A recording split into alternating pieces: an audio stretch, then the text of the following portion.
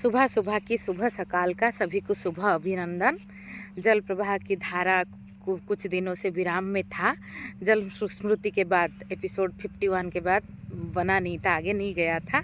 जीवन जो है वो गति, विराम, विश्राम, इस सभी के संतुलन और समन्वय में आगे जाता है विकास की ओर। तो आज 52 पार्ट में जल सकाल के साथ हम आगे जाते हैं, क्योंकि अभी सुबह सुबह मुझे यही विषय मन में आया कि जीवन की हर सकाल जो है वो नया ऊर्जा लेके आता है। समय का जो अनंत धारा में हमने जो कुछ चुराया, उसी में हमने उसको हर सकाल में बांधा कि हर सूर्योदय के साथ हम जीवन को एक नए रूप में देख पाए। Yesterday I died and again reborn today with a new body, mind and spirit. तो ये तो कुछ नहीं है, मनुष्य ने इसका जोड़ ऐसे बनाया कि सूरज आज दिखे मुझे।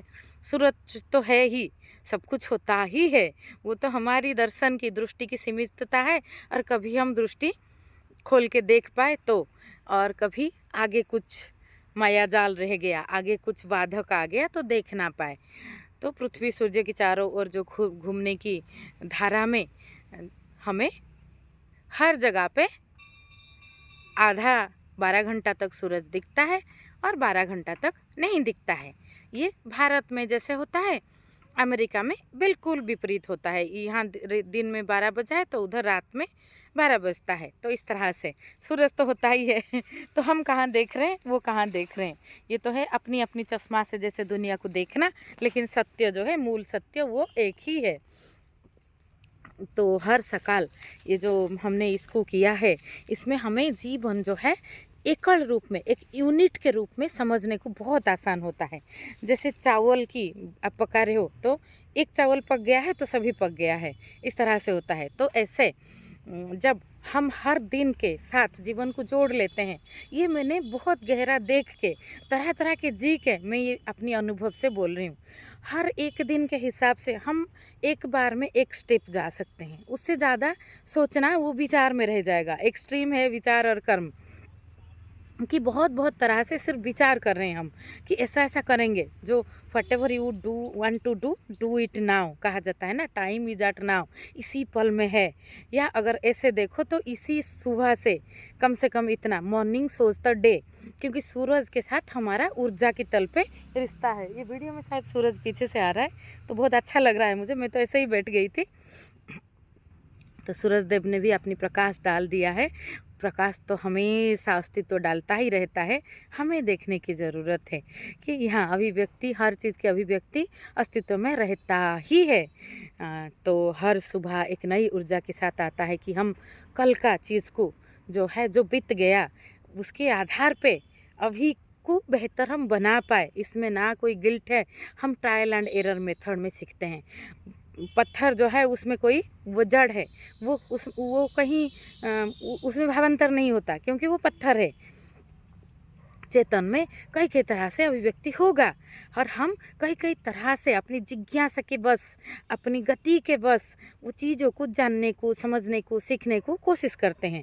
और उससे हम गहराई से हम चीज़ों का अवलोकन करते हैं। उसी घटना से जो कुछ घटा, जो कुछ देखा, जाना, समझा, जिया, फिर वो आगे की तरफ हमें समझता है कि हम क्या ज़्यादा बेहतर रहा है। बेहतर रहा मतलब एक राह है, फिर राह कहाँ तक जाता है कि उसमें हम बेहतर नहीं बेहतर सोचेंगे। राह हमारा केंद्र तक जाता है, हमारा सेंटर तक। It is all about back to home, our home.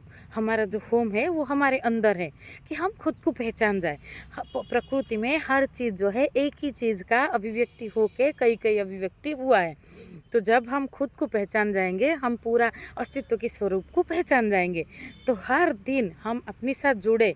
ये सूरज की गति के साथ जब शुरू होता है तो जीवन बहुत सुंदर होता है। स्थूल रूप में, सूक्ष्म रूप में, ये शारीरिक, मानसिक, सामाजिक, आध्यात्मिक हर तल पे स्वास्थ्य की, जीवन की अभिव्यक्ति में ये सत्य बैठता है और नज़दीक बैठता है। इसको लेकर रविंद्र शर्मा ने 5 AM क्लब किताब लिखा है। जो मिरेकल मॉर्निंग करके एक किताब है, वहाँ पे भी बहुत सुंदर वर्णन है। हमारा शास्त्र में ब्रह्म मुहूर्त की वर्णन है कि ब्रह्म मुहूर्त में उठने से क्या फ़ायदा होता है। फ़ायदा और कुछ हो ना हो, आप सुबह के 7 बजे तक काफ़ी कुछ अध्ययन कर लोगे, वो भी निःशब्द में। ज़्यादातर लोग तो सोए रहते हैं ना, अगर कोई उठते हैं तो भी सुबह की, रात की विश्राम के बाद जो शांति खिलता है ना, वह मनुष्य डिस्टर्बिंग नहीं होता। उसमें अगर सभी उठ जाते हैं तो सभी में भी एक शांत भाव रहता है। तो विश्राम के बाद, विश्राम में सृजन खिलता है। रात की नींद में, नींद की गहराई में, हमारी चेतना में वो क्षेत्र प्रस्तुत होता है कि जहाँ पे नए अंकुरण हो पाए। तो ये सुबह सकाल जो जल सकाल, और जल मैंने क्यों बोला, क्योंकि इसमें फिक्स रूटीन, आप रूटीन की ज़रूरत है, लेकिन जीवन सबसे बड़ा रूटीन है। जीवन को देखना, अगर रूटीन हो जाएगा फिर बेहतर की तरफ कैसे जाओगे, तो रोज़ सेम होगा ना। फिर रूटीन मतलब एक आसपास आप चीज़ों को मैनेज करने का, व्यवस्थित करने का कोशिश कर रहे हो, लेकिन व्यवस्था जैसे बदलता जाता है तो हर दिन रूटीन बदलता जाता है। आपने आज जिया, आज देखा कि ये चीज़ गड़बड़ हो रहा है, ये चीज़ सही हो रहा है, और मैंने ऐसे रूटीन बनाया रिपीट करने का, तो आपने कल रिपीट किया और रिपीट में शायद बेहतर करके आप कर सकते हो। तो इसमें परिवर्तन सूक्ष्म रूप में आता है। अगर हम सेम रूटीन रिपीट करें तो भी परिवर्तन आता है। वो जो है वो अपने आप उसमें स्किल में, कौशल में आ जाता है। आप रोज़ सुबह उठ के ब्रेकफास्ट बनाते हो, 4-5 साल के बाद क्या आप जल्दी बनाना आपको बिना चम्मच का अंदाज से हल्दी नमक डाल देना हो नहीं जाता। तो ये प्रैक्टिस से ये जो बनता है उसको बोलते हैं आर्टिसन डेवलप करता है। बहुत, अगर बहुत ज़्यादा आप कर पाओ, जैसे 10,000 रूल रहता है, 10,000 आवर रूल, 10,000 आवर को कोई भी चीज़ को कर लो तो वो उसमें आप एकदम मास्टरी कर लोगे, मतलब वो चीज़ आप में उतर जाएगा, इस अर्थ में इसको कहा गया है। तो इसको चीज़ों की प्रैक्टिस के लिए, जीवन को जानने के लिए, अवलोकन के लिए, हर सकाल, हर सूरज की गति के साथ एक नया ऊर्जा उतरता है। उसमें हम कल की बीते हुए चीज़ों की अवलोकन करके रात की गहरा विश्राम में, गहरा शांति के अंदर नया ऊर्जा के साथ क्या और फूल खिल सकता है वो देख लेते हैं। और एक आनंद का एक और प्रवाह आता है कि कल के लिए मैंने खुद को भी माफ़ कर दिया, दूसरों को भी माफ़ कर दिया, कल के लिए मैंने खुद भी आनंद से भर गया। जो चीज़ मुझे मेरे से जुड़ा, सही लगा, मतलब क्या है, सो से जुड़ना, स्वधर्म में स्थित होना। मैंने स्वधर्म से अलग जाके कुछ किया नहीं, स्वधर्म से अलग जाके जो जो करते हैं वो हमारे अंदर गांठ बनता है। वो जैसे आप कुछ हो और कुछ और तरह से अभिव्यक्त हो रहे हो, तो आपकी अभिव्यक्ति और अभिव्यक्ति के ऊपर कई कई तरह से मैं बोल चुकी हूँ, और हम भी अपने जीवन से जोड़ के देख सकते हैं कि कई कई तरह का अभिव्यक्ति होता है। प्रवृत्तियों की अभिव्यक्ति अच्छा बुरा दोनों रूपों में, कभी क्रोध के रूप में, कभी प्रेम के रूप में। हम अवलोकन करेंगे तो क्रोध की अशांति और प्रेम की शांति हमें दिखेगा। कभी क्रोध जायज़ भी दिखेगा कि घटना ऐसा था, क्रोध आना सही था, तो क्रोध में भी आपको आनंद के अनुभव आएगा। कभी दिखेगा कि व्यर्थ गया, कभी प्रेम में भी आपको दिखेगा कि आपके प्रेम को आप गहराई से, केंद्र से पहचान नहीं पाए। प्रेम जो है वो तो विश्व प्रेम के हिसाब से एक सियाराम सब जगह जानी ऐसे खिलता ही है। बाकी हम अपनी अपनों से, मित्रों से, अपनी परिवार से जुड़ते ही रहते हैं, और जहाँ पे समान रूप में प्रेम का खिलना दिखता है हमें, हम ज़्यादा आनंदित होते हैं, क्योंकि ये प्रेम जो है ये एक जुड़ाव का चीज़ है। It is connection. सत्य जो है वो स्व में स्थित होने की चीज़ है, और सत्य के आधार पे ही प्रेम खिल सकता है, नहीं तो नहीं खिल सकता। उसमें बहुत शुगर कोटेड रहेगा, तो नहीं तो प्रेम की, आप जो प्रेम बन गए उसी में ही आपका आनंद है। आपकी पूर्णता की अभिव्यक्ति के आधार में किसी दूसरे का आपके जीवन में रहना आना संभव हो सकता है, और उसमें उस व्यक्ति में अगर प्रेम की उसी धारा, उसी तरह से आप खिलते हुए देखते हो तो आपको अहोभाव लगता है।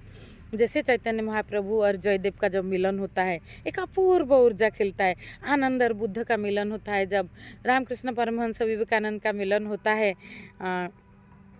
तो वहाँ रहीम और कबीर का मिलन होता है, तो वहाँ का जो प्रेम में चार चांद लगता है, बोल सकते हैं कि वो एकदम बाढ़ आता है। तो हर सुबह हमारे लिए नई किरण लेके आए, हमारे जीवन को और फले फूले भरे और जिज्ञासा से हम भर जाए, और ग्रहणशीलता से हम खुद को, खुद के किरदार को ग्रहण करें, ये संसार को ग्रहण करें। ये जो सुंदर संसार अस्तित्व कई कई तरह से अभिव्यक्त होके बना है, एक छवि की तरह, एक पेंटिंग की तरह, तो वो हमारी अंदर भी उतरे, और हमारे अंदर वो आकाश की तत्वों में हम नई नई चीज़ों की, नई नई जो फूलों की खिलने को के साथ खुद को जोड़ के वो आनंद में एकत्व भाव का अनुभव करे।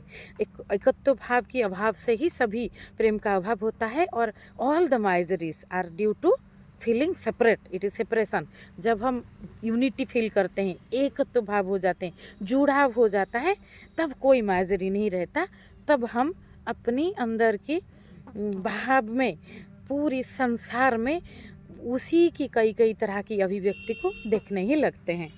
आज के लिए इतना सा, जल प्रवाह को आगे लेते जाएंगे। नमस्ते।